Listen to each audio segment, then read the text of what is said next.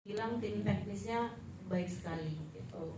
Kami mengerjakan film-film lain juga menggunakan CGI banyak sekali pengalaman untuk dan semakin banyak kan film Indonesia memakai CGI. Tapi CGI itu temennya adalah waktu. Gitu.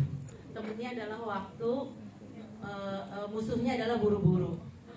Kemudian kalau untuk soal budget sebetulnya ini masih masuk dalam ini bukan yang super spektakuler atau ini masih masuk dalam budget rata-rata film Indonesia gitu. Itu satu. Kedua, kembali lagi soal CGI, memang dari awal Tata dengan timnya sudah membuat perencanaan yang cukup matang dan kemudian digulik lagi. Jadi itu sih, perencanaan dan waktu adalah temannya CGI. Dua make up. Jadi yang pertama yang Sukma belum jadi monster, yang normal. Yang kedua yang udah jadi monster. Tapi ada stand juga sih yang pas udah jadi monster. Wig, pakai wig juga. Terus bajunya berat, kukunya panjang. Aku jadi disfungsional, nggak bisa apa-apa. Terus soft lens. Ya kira-kira make upnya 4 jam lah. Yang pertama soal kenapa Ratu Felisa. Saya mulai sangat jatuh cinta sama Ratu Felisa sejak saya menonton Something New, karyanya Ken Sudarmaja, dan saya pikir dia memberikan yang terbaik di situ. Dan pada saat itu saya merasa kayaknya suatu hari saya harus diandalkan karena dia segitu. Dan setelah itu kemudian saya nonton film-filmnya Ratu Felisa yang berikutnya, dan ternyata akhirnya kesampaian gitu. Karena memang di detik ini saya pengen menciptakan sesosok makhluk yang ada di dalam mimpi, yang secara tema itu akan menjadi sesuatu yang ikonik gitu. Nah, Ratu Felisa itu sangat ikonik sekali menurut saya. Baik itu kalau kita bicara soal fisik, soal muka, dan soal apapun yang akan dia ucapkan atau akan dia gerakan gitu. Jadi memang di titik ketika kami membicarakan soal siapa ya, diskusi saya sama Mbak Santi gitu, kami berdiskusi soal pemilihan yang tepat, dan memang ternyata pada saat kami mencoba untuk memilih siapa yang terbaik, dan Ratu Felisa yang terbaik gitu. Jadi secara personal saya sudah suka sejak lama, dan memang punya waktu itu memang pengen banget kerja bareng dia, dan puji Tuhan hanya hari ini kesampaian gitu.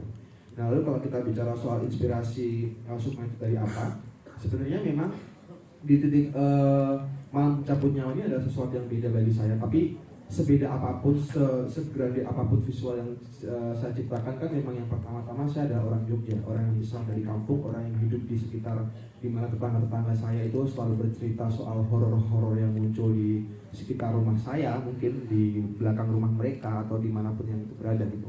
Nah, kalau kita bicara juga soal kekayaan cerita-cerita horor yang ada di masyarakat Jogja itu sendiri, selalu identik dengan ya perempuan yang berwujud seperti itulah gitu. Nah, sebenarnya pengalaman dari tetangga-tetangga sebelah saya, dari teman-teman ronda saya, mungkin itu yang kemudian saya coba masukkan ke sini gitu.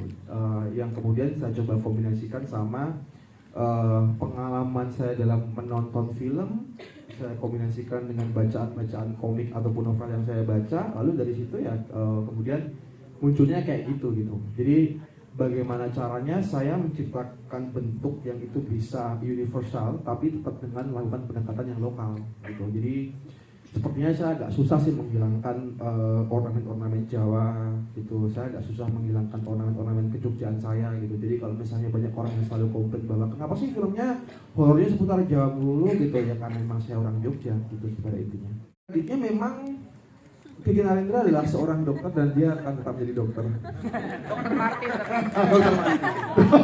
Dan itu kita memunculkan sebuah ambiguitas yang nantinya itu akan jadi jawaban yang akan muncul sendirinya di waktu yang tepat. Penggunaan judul yang kita pakai di luar nanti itu memang kita memakai judul originalnya, yaitu Respati gitu. Tapi kemudian kenapa kita di Indonesia justru malah memilih Malam Pencabut Nyawa sebagai judul utama kita?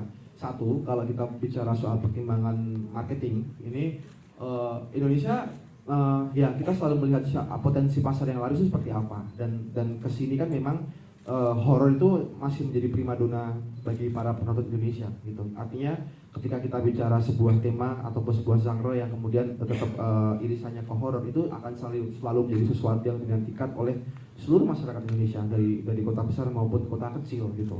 Nah, sebenarnya kita juga pengen punya pendekatan itu. Kita pengen punya pendekatan yang tetap membumi istilahnya. Jadi kita menggunakan bahasa yang universal juga, yang biar semua orang juga tahu bahwa memang kita sedang membuat sebuah film genre. Walaupun kemudian kalau misalnya kalian akan nonton ini adalah secara tema memang kita horor, tapi padahal ini sebenarnya hybrid gitu. Tapi itu akan tetap menjadi sesuatu yang ya secara marketing ini semoga bisa ditonton orang sebanyak-banyaknya gitu. Jadi penggunaan malam pencabut nyawa itu adalah sesuatu yang menurut kami bersama itu puitik tapi juga tetap menjaga supaya kita masih tetap bisa mendapatkan pasar di Indonesia, dan kita juga pengen tetap down to earth aja untuk tetap dekat penonton sih gitu. Mungkin Mas Or atau Mbak Santi bisa menambah. Wah, memang kita juga of course awalnya kita berpikir bahwa judulnya bisa juga Respati, tapi karena mungkin nama Respati ini juga belum terkenal gitu ya, dan lebih baik kita memberikan judul yang lebih deskriptif, yang sedikit memberikan lebih informasi tentang film dan ceritanya. Makanya kita rasa Malam Pencabut Nyawa lebih cocok buat di Indonesia. Kalau mau menanggapi apakah ini bisa menjadi IP besar, saya rasa sebetulnya semua orang kepengen ya punya dari Indonesia punya sebuah IP yang bisa menjadi sebuah franchise gitu malah. Tapi kita melihatnya selalu one step at a time, dan itu of course kita bisa berangan-angan, tapi mungkin ya kita lihat aja ke depannya nih seberapa organik teman-teman juga bisa merespon, dari penonton bisa merespon terhadap film ini, dan dari situ baru kita akan coba kita go to the next step, dan kita bisa mulai fokus pada hari ini, tapi nggak terlalu tergiur dengan apa yang bisa kita lakukan di masa depan gitu. Itu sih pendekatan kita. Dan nanti kita juga bisa compare, karena secara internasional dirilisnya sebagai Respati gitu. Nanti kan kita pasti akan dapat feedback dari ini kan akan dirilis secara bioskop juga di luar negeri, bukan hanya masuk platform. Jadi nanti kita juga akan diskusi dengan distributor kita di negara-negara yang tadi sudah diucapkan, bagaimana feedbacknya. Kalau memang kuat, dan we can build blocks aja dari feedback di Indonesia dan juga distribusi internasional. What we can do next. Diskusinya sangat menyenangkan. Artinya proses penciptaan adegan itu memang didasari dari, jadi kayak Tio itu kan sebagai seorang penulis tentu saja dia film structure harus beres gitu. Nah, ketika kemudian Tio sudah melakukan pekerjaannya, tugas saya adalah kemudian mengisi.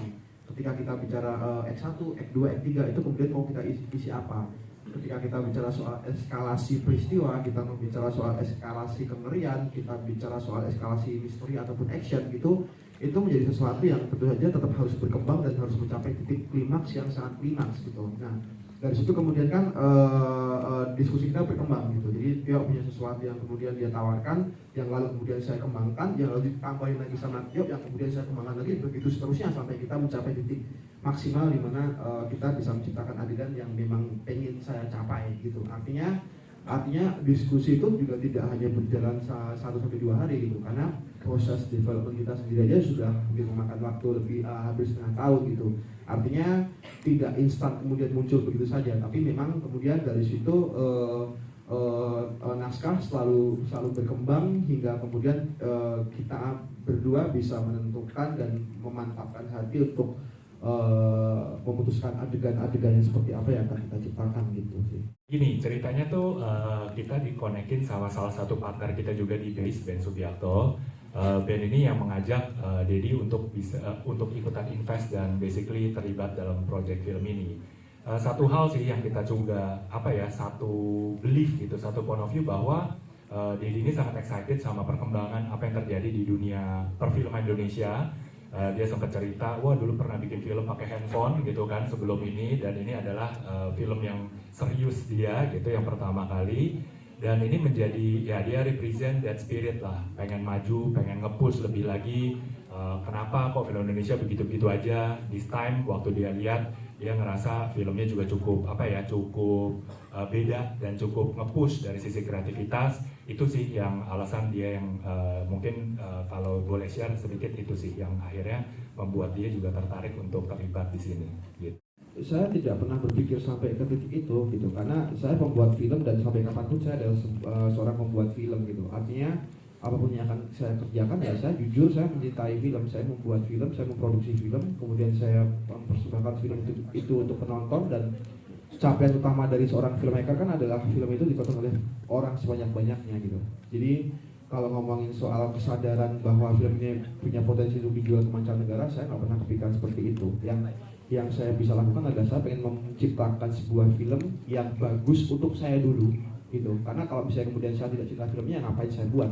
Saya harus mencintai dulu ceritanya, saya harus membuat dan mengedit itu sedemikian rupa sampai saya mencintainya. Nah setelah itu kemudian saya pengen berbagi cinta itu kepada penonton sih. Soal kemudian film itu ternyata bisa sesuai dengan selera penonton global, ya itu saya juga justru berterima kasih kepada jajaran produser dan base gitu, karena ternyata potensi bahwa film ini mampu untuk diberikan etalase di negara-negara luar itu kan justru sebuah sebuah prestasi bagi saya lah gitu, ternyata filmnya bisa sampai ke luar negeri gitu. Tapi kalau soal pretensi bahwa kesadaran dari awal, saya nggak punya kesadaran itu mas, nggak buntut gitu. Sebenarnya pada waktu kita pertama kali, kami juga dari base sama dengan Tata, pada waktu kita mau memproduksi Malam Pencabut Nyawa ini benar-benar fokusnya sebetulnya Indonesia. Ini adalah cerita yang untuk ditujukan untuk penonton di Indonesia. Nah, kemudian kami mendapatkan tawaran untuk koproduksi bersama koproduser kami dari luar negeri, dari Korea Selatan, yaitu Berenson INA. Mereka juga yang memproduksi film Parasite dan juga sudah mulai koproduksi dengan produser-produser film Indonesia lainnya. Nah, pada waktu mereka, biasanya kan kalau co-producer itu mereka harus baca skrip juga ya Mas ya. Mereka membaca skrip dan kemudian mereka melihat bahwa sebetulnya dari segi cerita ini potensi crossover-nya ada gitu.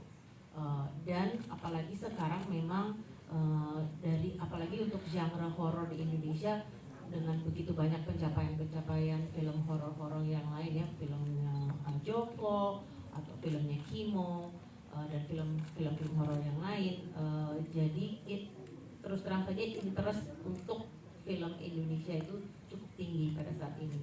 Nah jadi mereka kemudian setelah mengakses dari skrip, mereka bilang mari kita mencoba untuk menawarkan ini kepada distributor asing. Kita pergi ke beberapa market, yang itu semua dilakukan oleh partner kita Berenson. Mereka adalah distributor sales agent yang cukup kuat, dan di beberapa market mulai dari Berlin sampai dan ini akan ada di Cannes juga untuk tetap untuk melakukan presale untuk film ini. Sambutannya cukup baik. Nah, kira-kira urutan pemikirannya seperti itu. Kalau dibilang bahwa dari awal kita sudah langsung berpikir, ini harus untuk internasional, jawabannya ya dan tidak. Kita harus selalu fokus kepada penonton kita sendiri. Penonton yang utama adalah penonton Indonesia. Sehingga kemudian kalau memang potensi ceritanya bisa crossover atau bisa diterjemahkan ke lain negara, itu adalah suatu bonus yang besar. Kita cuma mau share aja bahwa ini juga hasil kerja dan hasil yang kita menggunakan hati dan perasaan, dan betul-betul kami kerjakan dari setulus-tulusnya dan sejujur-jujurnya. Semoga hasil kerja kami ini bisa dinikmati oleh teman-teman semua, dan kabar baik ini bisa jadi kabar baik buat semua teman-teman satu Indonesia. Terima kasih waktunya, dan semoga film ini bisa lancar sampai tanggal 22 nanti. Jajaran cast dan juga jajaran filmmakers bersama dengan kita.